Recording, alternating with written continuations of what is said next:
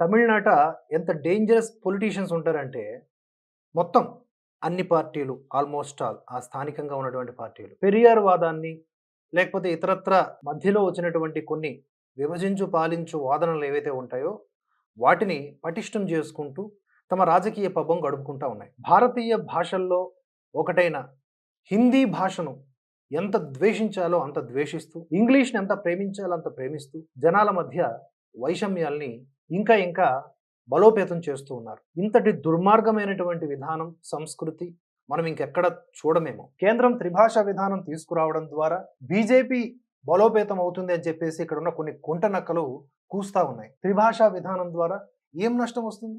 ప్రాంతీయ భాష ఉంటుంది. తప్పదు, అంతర్జాతీయంగా బతకాలి కాబట్టి ఇంగ్లీష్ ఉంటుంది. దేశీయంగా అందరం ఒకటవ్వడానికి హిందీ ఉంటుంది. కానీ దీన్ని మనం జీర్ణించుకోము. దీన్ని మనం యాక్సెప్ట్ చేయం. ఎందుకంటే మనం విడగొట్టి పడగొట్టాలనుకునే లక్ష్యంలో ఉన్నప్పుడు. సో ఇక్కడ ఉన్న కొన్ని గంజాయి మొక్కలు ఈ విషయాల్ని, అంటే స్టాలిన్ ప్రతిపాదించినటువంటి ఈ రాజకీయ సూత్రాల్ని ఇంకా బలపరుస్తూ జనాల్ని మభ్యపెడతా ఉన్నారు. అర్థం చేసుకోండి. ఇక్కడ ఒక ఆర్టికల్ ఉంది, ఇవాళ వార్తాపత్రికలో వచ్చినటువంటి ఒక ఎడిటోరియల్, అది మీకు చదివి వినిపిస్తాను చూడండి. ఏవివి ప్రసాద్ గారు రాశారు. తేనె తుట్టే మళ్ళీ కదులుతోంది. కొంతకాలానికి ఒకసారి తమిళనాట ఇది సాధారణమే అయినా ఈసారి మాత్రం అసాధారణ రీతిలో కదులుతున్నట్టుగా కనిపిస్తోంది. ముఖ్యమంత్రి స్టాలిన్ ఇటీవల పదే చెబుతున్న మాట త్రిభాషా సూత్రాన్ని తాము అంగీకరించబోము అని, ద్విభాషా విధానానికే కట్టుబడి ఉంటాము అని. ఈ బానిసత్వపు ధోరణి కాదా? ఇది బ్రిటిష్ వాడి దగ్గర కుక్కలాగా పడి ఉండే లక్షణం కాదా? చెప్పండి. ఇంగ్లీష్ ఏమో ముద్దంట, హిందీ వద్దంట. ప్రాంతీయ భాషల్ని కొట్టి హిందీని రుద్దితే తప్పు గాని దేశాన్ని కలిపేటటువంటి ఒక భాష ఉండాలి కదా. ఇక ఇటువంటి ధోరణి, త్రిభాషకు వ్యతిరేకం ద్విభాషకు అనుకూలం అనే ధోరణి మొదటి నుంచి కూడా డిఎంకే విధానంలో భాగమే. తమిళనాట ద్రవిడ పార్టీలన్నీ కూడా అదే విధానాన్ని అనుసరిస్తూ ఉంటాయి. అన్నాడీఎంకే పార్టీ కూడా గతంలో ఇదే బాట పట్టింది. బీజేపీ నేతలతో చేతులు కలిపినప్పుడు మాత్రం నిశ్శబ్దంగా ఉన్న తర్వాత హిందీ వ్యతిరేక విధానమే అనుసరించేది. అయితే ఇక్కడ గమనించవలసిన విషయం ఒకటి ఉంది. దక్షిణాదిలో తమిళమే అతి ప్రాచీన భాష అని, ఆ తర్వాతే మిగిలిన భాషలన్నీ అభివృద్ధి చెందాయని, హిందీ కూడా అటువంటిదేనని, ఉత్తరాది పార్టీలు అక్కడి భాషలను తమపై రుద్దితే సహించబోమని హెచ్చరికలు జారీ చేయడం కూడా డిఎంకే పార్టీకి అలవాటైనదే. ఇప్పుడిక ఎన్నికలు దగ్గరకు వస్తున్నాయి కనుక బ్యాలెట్ భాష ఉపయోగించడం మొదలుపెట్టిందనిపిస్తోంది. స్టాలిన్ కేంద్ర వ్యతిరేక విధానంలో భాగంగా మళ్ళీ భాషావాదాన్ని లేవనెత్తడం, తమకు 10,000 కోట్లు ఇచ్చినా త్రిభాషా సూత్రం అంతర్భాగంగా ఉన్న ఎన్ఐపి అంటే కొత్త జాతీయ విద్యా విధానం అమలు చేయబోమని చెప్పడం చూస్తుంటే నిజంగానే యుద్ధానికి సిద్ధమవుతున్నట్లుగా కనిపిస్తోంది. తన వాదానికి సమర్థనగా ఆయన మరికొన్ని అంశాలు కూడా లేవనెత్తూ ఉన్నారు. వాటిల్లో ముఖ్యమైనది హిందీ వల్ల దేశంలో చాలా భాషలు అంతరించిపోతున్నాయనే అంశం. హిందీ వ్యతిరేకతతో సంస్కృతాన్ని వ్యతిరేకించడం కూడా వారి వాదంలో అంతర్భాగం. సో ఇక్కడ వీళ్ళ యొక్క మైండ్ సెట్ ఏంటో అర్థమైపోతుంది కదా. మరి ఇక్కడున్న గుంట నక్కలకి గంజాయి మొక్కలకి అర్థం కాదు.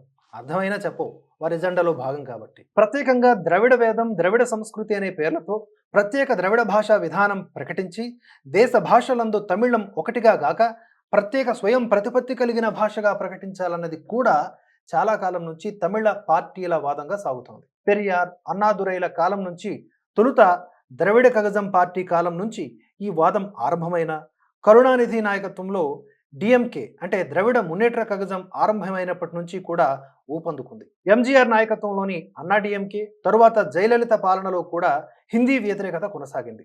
అయితే జయలలిత హయాంలో అన్నా డిఎంకే కొన్ని పట్టువిడుపులు ప్రదర్శించింది. ప్రాంతీయ పార్టీల ఆధిక్యత కొనసాగడంతో హిందీ వ్యతిరేకోద్యమం కూడా చల్లారకుండానే సాగుతోంది. ఎన్నికలు వచ్చిన ప్రతిసారి అదొక కీలకాంశంగా కూడా మారుతోంది. తమిళ సంస్కృతిని నాశనం చేయడానికి ప్రయత్నించి హిందీ, సంస్కృతం భాషలను రుద్దడానికి ఎవరు ప్రయత్నించినా తాము తిప్పికొడతామని, తమిళ గడ్డపై మరో సంస్కృతికి మరో భాషకు తావులేదని బాహాటంగానే స్టాలిన్ అంటున్నారు. నాకు అర్థం కాదు, తమిళనాడు ఏమన్నా ప్రత్యేక దేశమా? వీళ్ళ బిహేవియర్స్ అన్నీ అలాగే ఉంటాయి, మాది ప్రత్యేక దేశం అన్నట్లుగా. బీహార్, ఉత్తరప్రదేశ్, మధ్యప్రదేశ్ మరికొన్ని రాష్ట్రాల్లో మాట్లాడే ప్రాంతీయ భాషలైన మైథిలి, వ్రజ, అవధి వంటి దాదాపు 25 భాషలు హిందీని రుద్దటం వల్ల అంతరించిపోయాయని, తమిళానికి అటువంటి గతిపట్ట నీయబోమని ఆయన ప్రకటిస్తున్నారు. నిజానికి హిందీ వల్ల ప్రాంతీయ భాషలు అంతరించిపోతున్నాయా, ఇంగ్లీష్ వల్ల అంతరించిపోతున్నాయా? ఈరోజు తమిళనాట తమిళ భాషను కూడా ప్రభావితం చేస్తున్నది ఇంగ్లీష్ కాకుండా హిందీయా? చెప్పండి. ఇన్ని అబద్ధాలతో, ఇన్ని వక్రీకరణలతో కేవలం జనాల మధ్య వైరుధ్యాలు, వైషమ్యాలు నెలకొల్పి తమ రాజకీయ యొక్క పదవీ కాలాన్ని పొడిగించుకోవాలని చూస్తున్నటువంటి రాక్షస విధానం కాదా ఇది? జనాల్ని కలిపి చూడలేనటువంటి సంకుచిత ధోరణి కాదా ఇది? నిజానికి 6-7 దశాబ్దాల క్రితం ద్రవిడ భాషోద్యమం మొదలవడానికి వెనుకగల పరిస్థితులు వేరు, ఇప్పుడున్న పరిస్థితులు వేరు. హిందీ నేర్చుకున్నంత మాత్రాన ఇతర భాషలు అంతరించిపోతాయనడం వితండవాదంగానే అనిపిస్తుంది. మారుతున్న కాలానుగుణంగా విద్యావసరాలు విస్తరిస్తున్న కారణంగా ఎన్నో కొత్త దారుల్లోకి వెళ్ళవలసి వస్తుంది. పూర్వకాలం అనుకునే బీసీ 5-6 వేల ఏళ్ల క్రింద ఉన్నటువంటి ప్రాకృతం దగ్గర భారతీయ భాషా వైభవం ఆగిపోలేదు కదా. ప్రాకృతాన్ని సంస్కరించి సంస్కృతం వ్యాప్తి చెందింది. ఆ తర్వాత ఎన్నో ప్రాంతీయ భాషలు ఉద్భవించాయి. కొన్ని యాసలు భాషలుగా మారాయి, కొన్ని భాషలు యాసలుగా మారాయి. అలా కాలక్రమంలో కొన్ని కనుమరుగైపోయాయి. దానంతటికీ ప్రధాన కారణం మారుతున్న వైజ్ఞానిక అవసరాలు మాత్రమే. కంప్యూటర్లు వచ్చిన తరువాత వాటికి అనుగుణంగా అన్ని భాషలలో చాలా మార్పులు వచ్చాయి. తెలుగులోనూ అటువంటి పరిణామాలు కనిపిస్తాయి, అది వేరే అంశం. కానీ హిందీని రుద్దడం వల్ల ప్రాంతీయ భాషలు అంతరించిపోతున్నాయనడమే విడ్డూరంగా కనిపిస్తూ ఉంది. సంస్కృతంతో పాటుగా తమిళము, తెలుగు, కన్నడము, ఒరియాతో కలిపి ఇప్పటికీ 5 భాషలకు ప్రాచీన భాష హోదా లభించింది. వాటిల్లో 3 దక్షిణాది భాషలే కావడం గమనించవలసిన అంశం. ఈ మూడింటిలో తమిళానికి తొలుత లభించింది. తెలుగుకు రాకుండా చేయాలని అప్పట్లో కొందరు తమిళ నేతలు ఎంతో ప్రయత్నించారని కూడా గతంలో చాలాసార్లు వినిపించింది. అలా ఏం జరిగినా కూడా తెలుగు తట్టుకొని నిలబడింది. అయినా ద్రవిడ పార్టీ నేతల అక్కసు వల్ల జనాభా పరంగా ఆధిక్యంగా ఉన్నటువంటి తమిళనాడులోని పలు ప్రాంతాల్లో తెలుగువారు 2-3 స్థానాల్లోనే మిగిలిపోయారు. తెలుగువారికి రావాల్సిన ఎన్నో ప్రయోజనాలను తమిళ నేతలు సాధించారని కూడా అంటారు.